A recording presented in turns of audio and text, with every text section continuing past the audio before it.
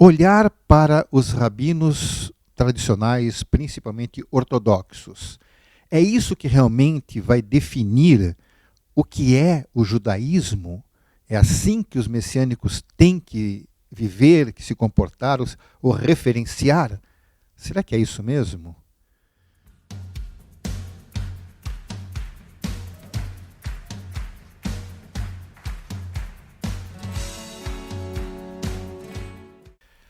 Shalom, meus irmãos e amigos da Beit Mashiach. Nós vamos dar uma sequência dos estudos da Torá que nós sempre realizamos na Beit presencialmente. Agora nós vamos apresentar de forma virtual para que muito mais pessoas possam ser alcançados por esses estudos. Os temas serão sempre de grande interesse do contexto judaico-messiânico para todos aqueles que são chamados pelo Eterno para este ministério tão importante, nesse movimento que o Eterno tem feito surgir com propósitos muito específicos, principalmente para que as ovelhas perdidas da casa de Israel sejam alcançados, para que se cumpra aquilo que encontramos em Romanos 11, quando o Eterno diz que os ramos da oliveira serão reenxertados na sua própria oliveira. Aqueles que foram removidos serão reenxertados. Então vamos trazer alguns assuntos que são muito pertinentes a este universo que hoje nós vivemos no contexto messiânico, quando muitas pessoas que não são judias têm sentido um atrativo, uma atração para esse contexto judaico. Quando não foram corretamente orientados dentro do contexto messiânico, acabam tendo algumas dificuldades. E sobre isso é que nós vamos comentar neste estudo muito importante. O título do assunto de hoje é: Tudo que é judaico é bíblico? Bem, vamos ver algumas considerações sobre isto. Então, nos últimos tempos, nós temos visto várias pessoas que, tendo interesse no judaísmo, então eles olham como referência de judaísmo o que nós chamamos atualmente de judaísmo rabínico. E assim eles tentam definir o padrão de judaísmo baseado nesses costumes. Mas essa aparência de judaísmo que nós conhecemos hoje, que na realidade são várias linhas, cada um adotando mais radicalmente uns costumes, outros menos, os diversos tipos de judaísmo que nós podemos classificar hoje, mas não é exatamente isso que nós vamos tratar. Nós vamos ver o seguinte: olhar para os rabinos tradicionais, principalmente ortodoxos. É isso que realmente vai definir o que é o judaísmo? É assim que os messiânicos têm que viver, que se comportar, ou referenciar? Será que é isso mesmo? Vamos analisar alguns pontos importantes. Primeiramente, nós sabemos que o Ruach, o Espírito de Deus, ele agiu em muitas pessoas desde os tempos antigos. Então, em todo o Tanar, toda a escritura da primeira aliança, nós vemos muitas pessoas que tiveram um acesso direto com o Eterno. O Eterno falou com essas pessoas, as pessoas falaram com o Eterno, ele ouviu e respondeu e deu muita instrução. Ou seja, muitas pessoas realmente foram inspiradas pelo Ruach, principalmente no caso Moshe, que recebeu uma ordem direta do Eterno para escrever todas as coisas que ele queria ensinar ao povo de Israel. E não apenas ao povo de Israel, mas, na verdade, a todas as nações. Então, realmente, o Espírito de Deus, o Espírito do Eterno, ele falou com muitas pessoas. E nós vamos encontrar, por exemplo, um exemplo apenas que nós podemos citar, que encontramos em Juízes 6,34, diz assim: Então o Espírito do Senhor apoderou-se de Gideão, e ele, com toque de trombeta, convocou os abiezritas para segui-lo. Então, esse é um exemplo, claro, de que o Espírito de Deus usou muitas pessoas. É inquestionável isto. Então, praticamente toda a cultura bíblica da Torá, do que serviu de base para o judaísmo, foi realizado por judeus, hebreus, que foram chamados pelo Eterno, tiveram profunda comunhão com o Eterno, e o Ruach agiu sobre eles. Não somente Moshe, mas muitos outros personagens, como Davi, Shlomo e todos os profetas que nós temos registros de seus escritos, todos eles foram inspirados pelo Ruach. E é inquestionável isto. Porém, não é tudo que nós encontramos nas pessoas nesse período anterior ao Mashiach, nem todos foram realmente inspirados. Ainda que alguns não somente foram inspirados para falar, escrever, até mesmo muitos milagres aconteceram através deles, mas também surgiram pessoas que não tinham comunhão com ele. E falaram coisas erradas, ensinaram coisas erradas. Bom, nós não vamos negar que, desde que o Eterno estabeleceu o registro da sua revelação, passaram-se aproximadamente 1500 anos. É o tempo de abrangência de toda a primeira aliança. Então, já na época dos profetas, surgiram falsos profetas. Mesmo em outros tempos, surgiram falsificadores da palavra. Homens arrogantes afrontaram os servos de Adonai e arrastaram multidões atrás deles. Como nós vemos hoje também. Existem pessoas que têm a ideia de que o judeu, pelo fato de ser judeu, é um personagem diferente de toda a humanidade, privilegiado, que só pelo fato de nascer judeu já nasce com características excepcionais e é escolhido pelo Eterno e está garantido até o reino de Deus. Nós vemos que não é bem assim. Quantos dos personagens que nós lemos no Tanar que afrontaram o Eterno foram mortos? Executou-se sobre eles o juízo do nosso Deus. Bem, então, primeiramente, vamos ter que mudar essa ideia de que o judeu, pelo fato de ser judeu, é especial e por isso ele está garantido e ele sempre vai ser um personagem positivo, reto. Nós sabemos que o mundo não vê exatamente assim. E por que não vê assim? Porque nem sempre o testemunho foi realmente adequado. E o povo da antiguidade, bem sabemos que até o Eterno quis acabar, ameaçou, falando com Moshe, eu vou fazer uma linhagem a partir de você e todos os outros vão ser mortos. Moshe estava sendo provado nisso, a ponto de ele implorar, ele suplicou ao Eterno para que não matasse aquele povo, para que não ficasse um mau testemunho para as outras nações. Bem, vamos ver então o que nós encontramos sobre isto. Nós temos então algumas questões que nós temos que levar em conta. Bem, toda essa situação existiu durante, como disse, esse período do Tanar, de mais ou menos 1500 anos, e aí veio o Mashiach. E as coisas mudaram com a vinda do Mashiach? Será que essa questão dos judeus em si mudou? A resposta vai ser meio dúbia. Eu posso dizer que as coisas não mudaram e que as coisas mudaram. É uma resposta que parece até ambígua, não é? Mas não é bem assim. Vamos ver um aspecto. Primeiro que não mudou porque o Espírito de Deus continua agindo sobre as pessoas que obedecem às mitzvot, às ordenanças do Eterno. Isso continua válido.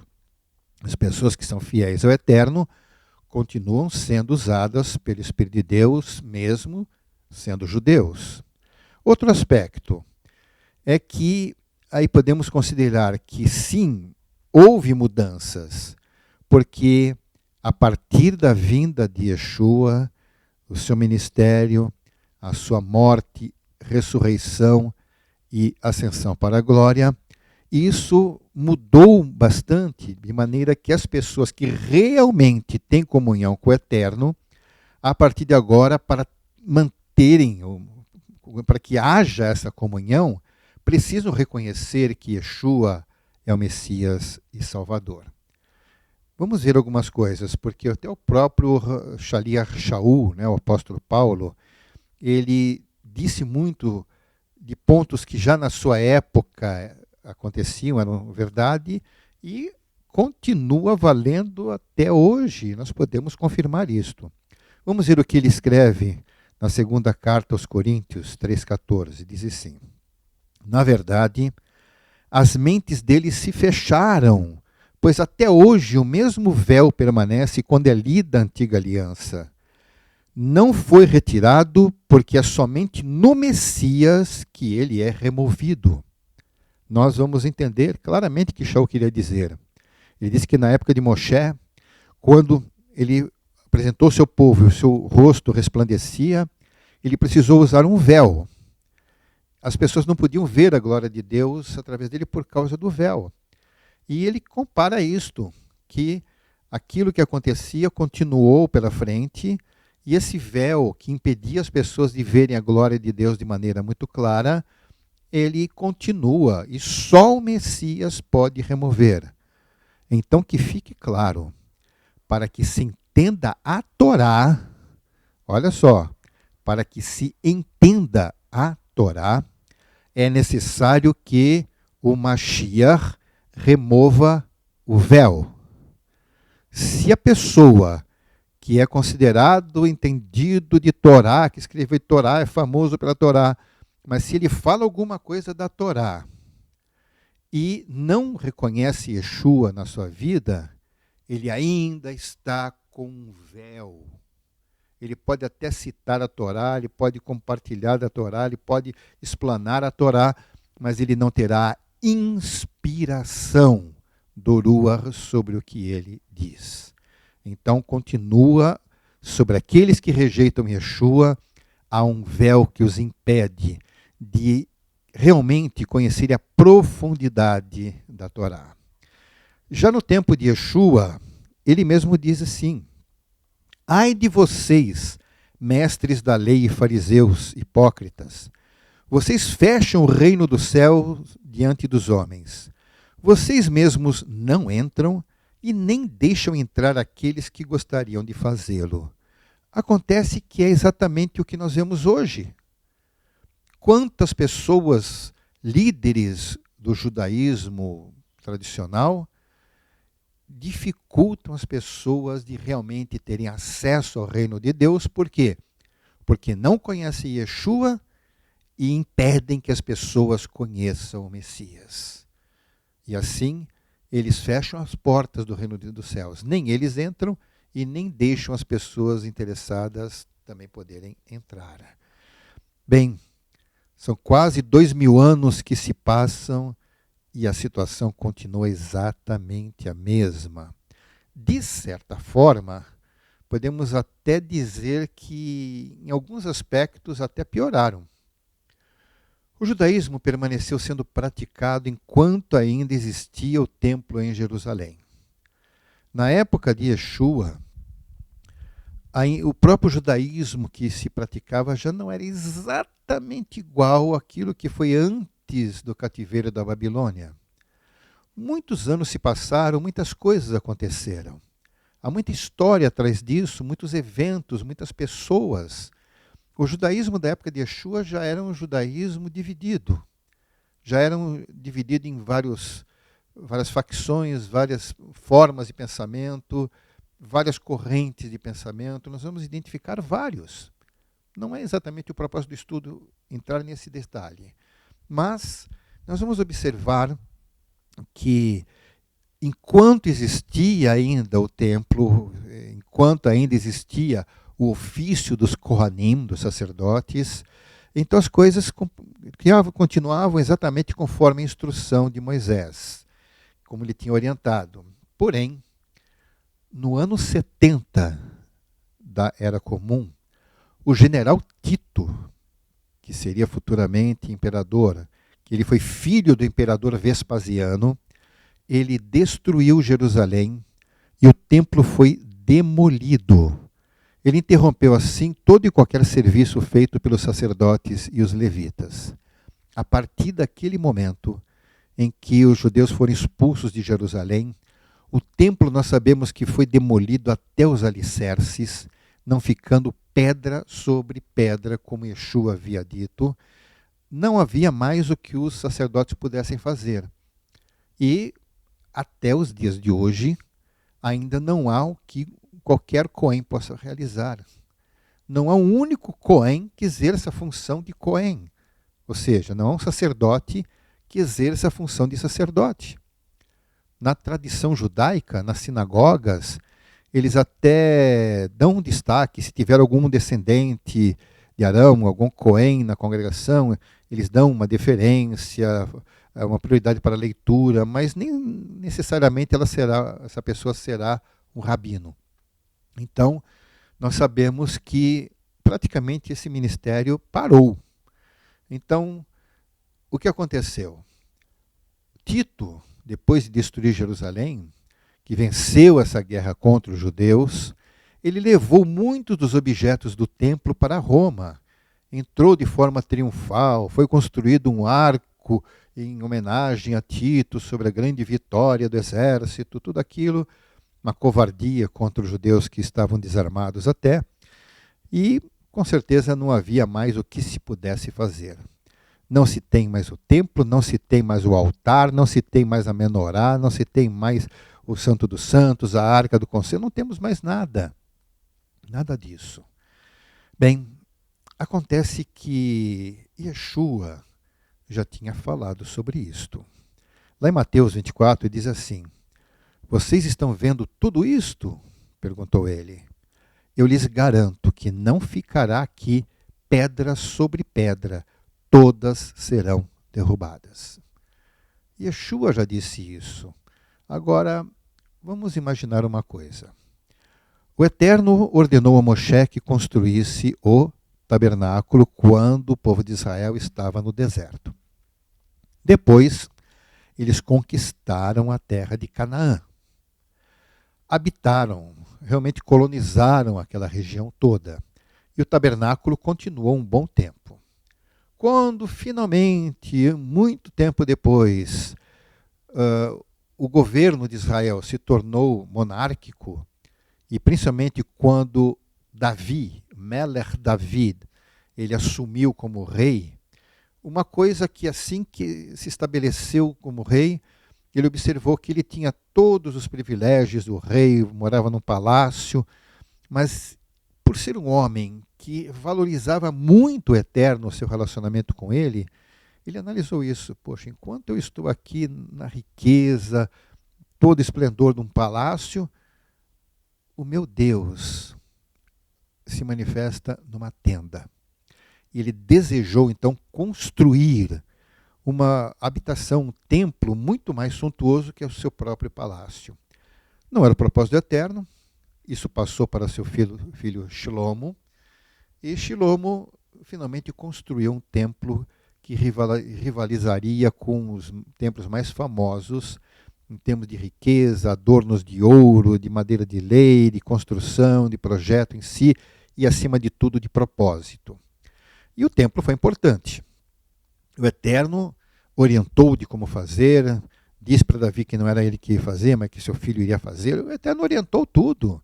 Ou seja, a construção do templo fazia parte do propósito do Eterno. O Eterno queria que o templo estivesse em Israel, que estivesse ali em Jerusalém. Queria que os sacerdotes continuassem a fazer o seu serviço. Mas chegou a hora em que Yeshua, o Filho de Deus, disse: esse templo vai ser demolido. Não vai ficar pedra sobre pedra, serão todas derrubadas. E por que o Eterno permitiu isso se o templo era tão importante? A resposta está no próprio plano do Eterno. O Corban, ou seja, o sacrifício ofertado por Yeshua, foi único e permanente. O altar do templo se tornou dispensável. Por quê? Qual era a importância do templo e do altar? Ninguém poderia sacrificar por causa dos pecados ele mesmo, ou vou fazer o meu sacrifício. E não adiantava juntar pedras, colocar um cordeiro e ali matar e queimar. Não. Ele tinha que levar a sua oferta e o sacerdote faria a oferta do Corban para ser queimado naquele altar de bronze, e aquilo seria validado para a cobertura dos pecados. Isso era o que todo judeu tinha que fazer. Bem, mas a partir daquele momento que Yeshua fez uma oferta única e permanente, não havia mais necessidade desse serviço. Se o Eterno deixasse o templo, continuaria havendo serviços, os sacerdotes continuariam sacrificando e Yeshua teria menos importância. Aí qualquer pessoa, brasileiro aqui, eu quero resolver meus pecados. Pegaria um avião da El Al, iria até Jerusalém e ali compraria um cordeiro e levaria para a oferta e estaria resolvido sua situação. E para que Yeshua então? Mas o propósito eterno foi diferente.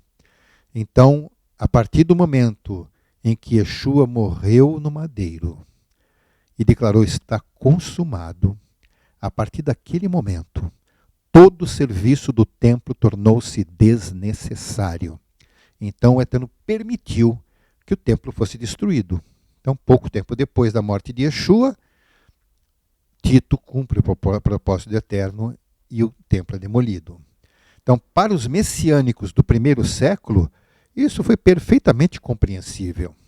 Yeshua era o Messias e Salvador, mas para os demais judeus, principalmente para os fariseus, os perushim, e também os saduceus, mais ainda especialmente, porque eram da linhagem dos sacerdotes, eram os seduquim, que rejeitavam a situação de Yeshua, a situação ficou muito complicada. Por quê? Porque agora eles não têm mais opção. Ficaram sem opção de cumprir os ditames da Torá, aquilo que Moshe ensinou para Arão. Então agora não dá para fazer mais. Bem, passaram-se mais 20 anos, mais ou menos no ano 90 da Era Comum, um tal de Yohanan ben Zakkai, que era um rabino tanaíta, muito conhecido, muito influente. Ele tinha uma escola, numa cidade mais afastada, e ele liderou muitos rabinos. Nesta época já não entrava nem mesmo a questão dos sacerdotes. Então ele, um rabino bem dedicado como rabino, porém não messiânico, não reconhecia Yeshua. Vou ler aqui uma descrição que nós encontramos a respeito das suas atividades. Após a destruição de Jerusalém, Yohanan converteu a sua escola em Yavne, no centro religioso judaico. Ou seja, transferiu para essa localidade o que seria então o centro religioso, na sua escola.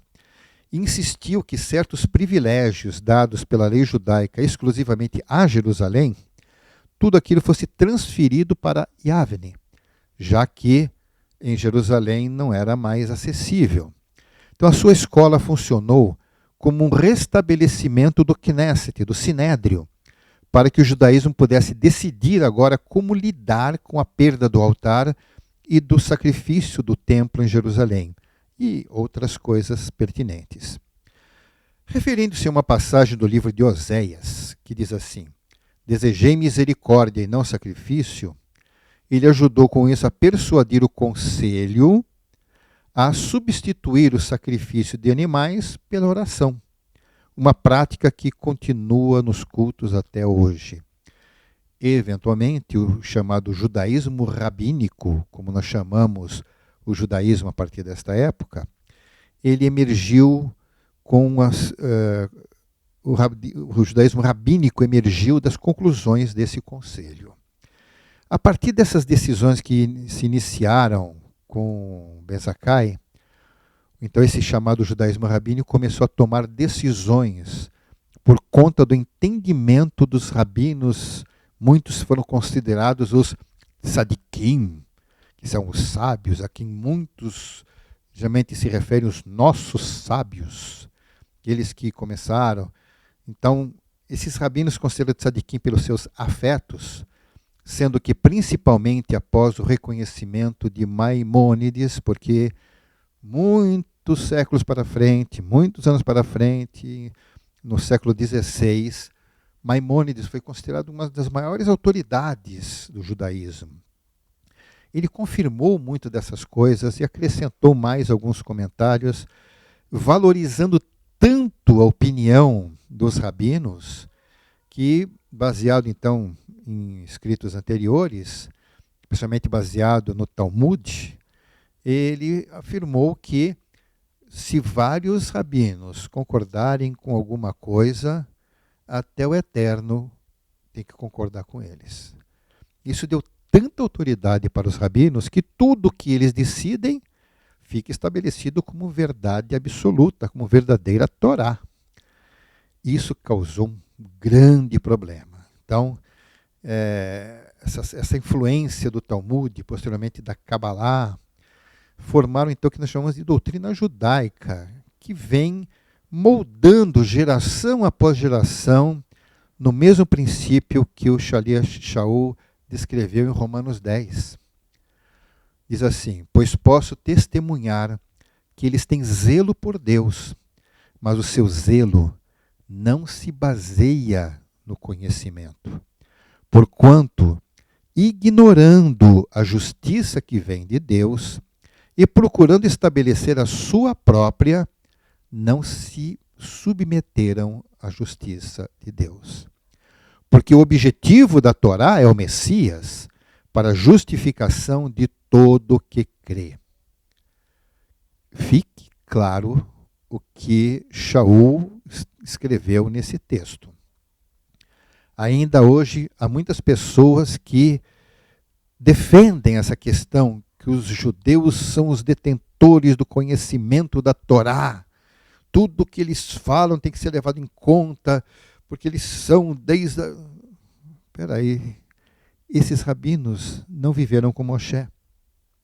Esses rabinos não ouviram Moshe falando. Eles ouviram os seus próprios corações, o seu entendimento, porque primeiro grande erro deles, eles negam Yeshua. E o Espírito de Deus não está com eles. Como se pode dar tanto valor, chamados de tzadikim?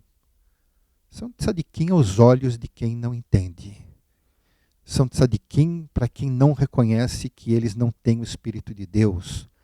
Eles não são sábios.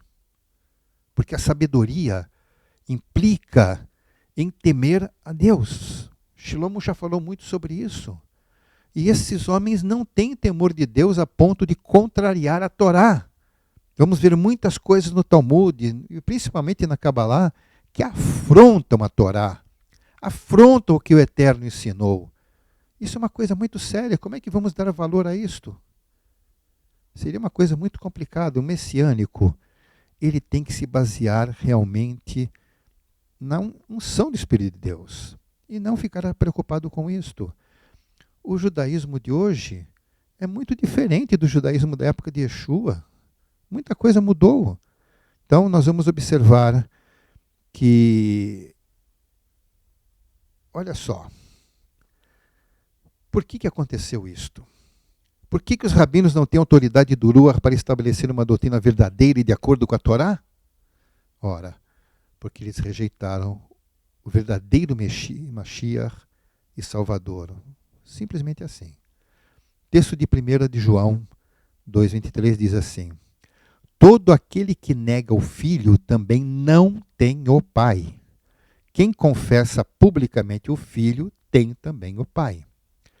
Também na primeira carta de Yohanan, de João 5,12, diz assim: quem tem o Filho tem a vida.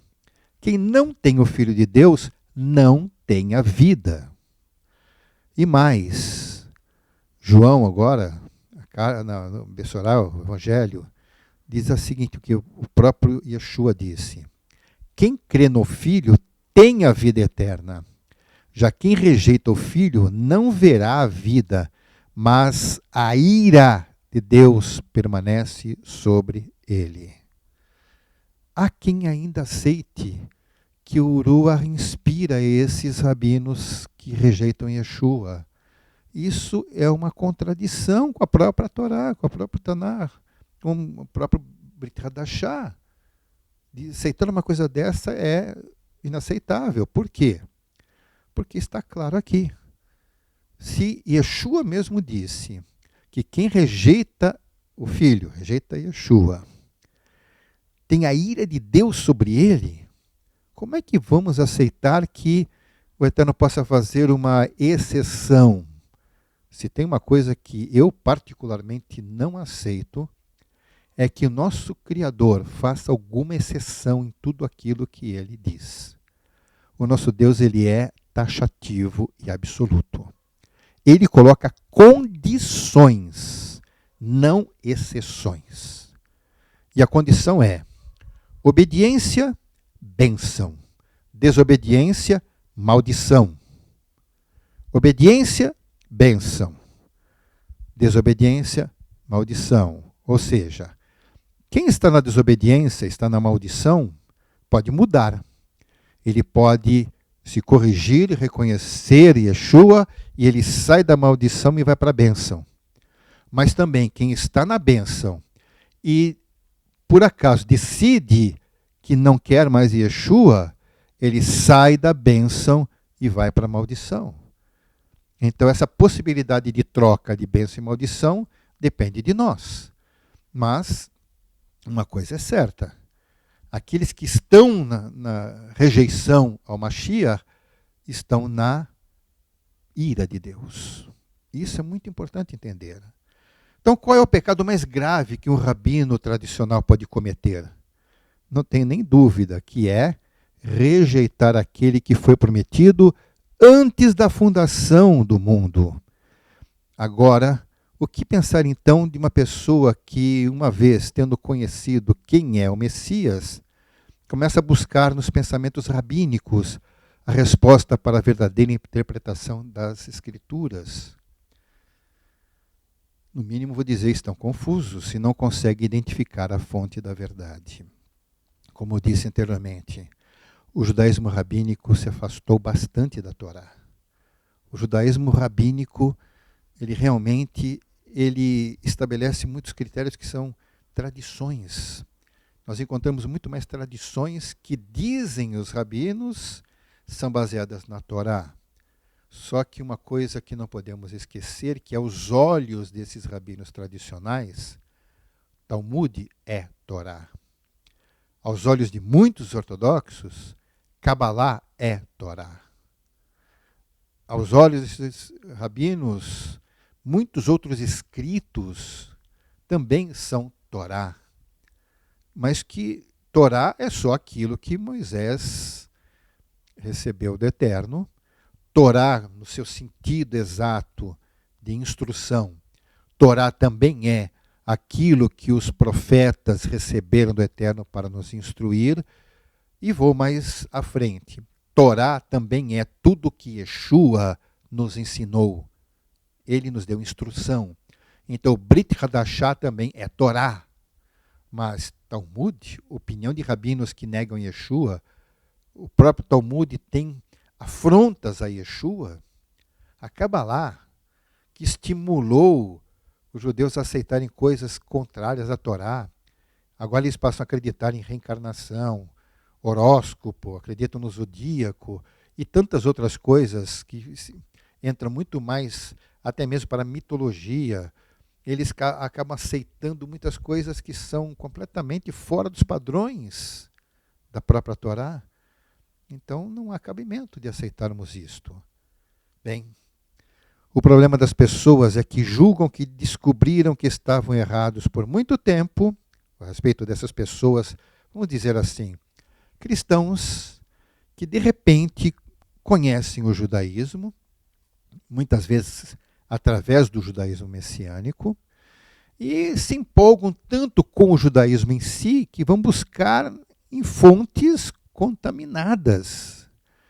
Ou seja, consideram que esses judeus tradicionais, que têm roupas típicas e características, e começam a copiá-los. E se a aparência do judeu é isso? Será que era assim que Moshe se vestia? Será que assim que Davi se vestia? Era assim que os apóstolos se vestiam, como nós vemos hoje? Essa forma de viver judaica de hoje não tem nada a ver com a cultura bíblica. da Torá. Então, essas pessoas estão confusas, estão se baseando em coisas erradas. Então, essas pessoas que julgam que estavam errados antes, quando conheceram Yeshua, vamos abrir o verbo aqui, conheceram Yeshua, conheceram Jesus como Salvador numa igreja, fizeram a sua opção por Jesus, passaram por batismo porque acreditaram no que está escrito no Beit Hadashah, tiveram a sua experiência, mas de repente se deixaram enganar. Deixaram com que Satã falasse aos seus ouvidos. E agora, tudo aquilo não valeu nada, aquilo foi um erro. E agora se aprofundam no judaísmo rabínico e começam a questionar até mesmo, não somente o Brit Hadashah como um todo, e até mesmo Yeshua. Yeshua deixa de ser o Mashiach. Yeshua deixa de ser o Filho de Deus. Yeshua passa a ser um homem.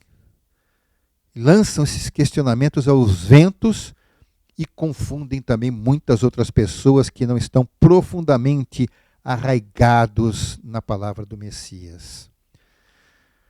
Vamos ver aqui o que nós encontramos na segunda carta de Yohanan, de João, capítulo 1, diz assim: todo aquele que não permanece no ensino do Messias, mas vai além dele, não tem Deus. Quem permanece no ensino tem o Pai e também o Filho. Se alguém chegar a vocês e não trouxer esse ensino, não o recebam em casa e nem o saúdem, porque quem o saúda torna-se participante de suas obras malignas. João entendeu que isso já acontecia logo no começo. Não é coisa de agora, 2000 anos depois, não. Já acontecia na época que os apóstolos ainda estavam vivos. Já levantavam pessoas inspiradas pelo adversário para denegrir a mensagem de Yeshua. E hoje continua a mesma coisa. Surge muita gente aí que de repente descobriu a verdade está no judaísmo. E quanto mais eles ouvem, ou leem, ou aceitam os ensinos rabínicos, mais eles começam a questionar Yeshua. Nós, ao lermos as Bessorot, as Boas Novas, os 4 Evangelhos, o livro de Atos, nós sabemos muito bem como que os religiosos da época consideraram Yeshua.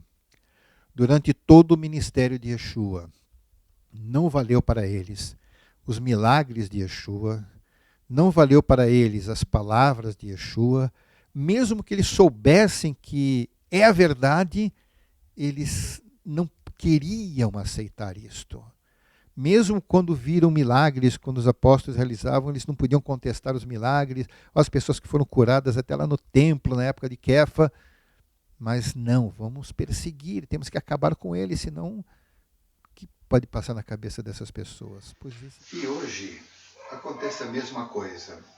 Pessoas que antes conheciam Yeshua, negam, agora se aprofundam no judaísmo tradicional e começam a espalhar essas doutrinas pela internet e confundem muitas outras pessoas. Pessoas que antes estavam firmes, em paz com Yeshua, no seu conhecimento básico a respeito da salvação, de repente começam a ouvir que não, isso não é suficiente, Yeshua não é bem isso, e começam a questionar a sua deidade, a sua natureza divina, e começam a colocá-lo cada vez mais como um ser humano comum e cada vez menos como Messias.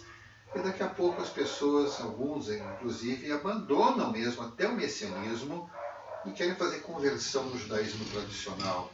Uma coisa realmente que tem causado muito prejuízo para muitas pessoas. Então, nós vemos que no texto de segunda carta de João, do capítulo 1, de 9 a 11, diz assim: todo aquele que não permanece no ensino do Messias, mas vai além dele, não tem Deus. Quem permanece no ensino tem o Pai e também o Filho. Se alguém chegar a vocês e não trouxer este ensino, não o recebam em casa nem o saúdem, pois quem o saúda torna-se participante das suas obras malignas. Então, está muito claro a respeito disto. Tomemos cuidado com o que ouvimos, é a quem damos ouvido. Tem pessoas que ficam até muito conhecidas, respeitadas, mas que no fundo estão sendo usadas pelo adversário para ensinar verdadeiras heresias. Coisas que contrariam a Torá, contrariam a Bessorá. Infelizmente, tem pessoas até que se dedicam bastante em estudar, vão estudar em Israel, aprendem hebraico, e o pior de tudo, aprendem hebraico e acabam aprendendo tanto a cultura judaica que começam a valorizar mais a cultura judaica do que propriamente as escrituras. Saibam que o Brit Hadashah, ele realmente concentra ali toda a informação a respeito do que hoje podemos chamar de verdadeiro judaísmo, que é o judaísmo messiânico. O judaísmo messiânico não tem nada contrário à Torá, é totalmente fundamentado no que Moshe ensinou, ou seja, o que ele transmitiu a respeito dos ensinos do Eterno, está totalmente de acordo com as profecias, com todos os profetas, está de acordo com o que Davi escreveu, com o que Shlomo escreveu, com que tudo que encontramos no Tanakh está de acordo.